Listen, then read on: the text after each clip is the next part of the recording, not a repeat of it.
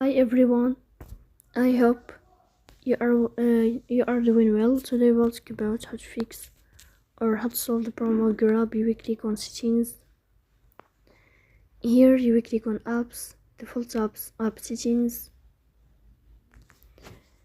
On above here you will search about Grab and you will click.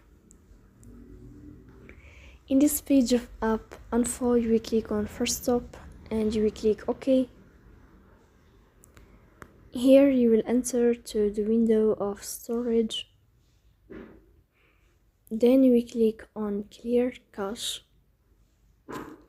Here you will turn off your Wi-Fi and you will turn on your Wi-Fi again to fix that problem.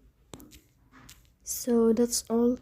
Don't forget to support us by like and subscribe. See you next time and thank you for your watching and your attention.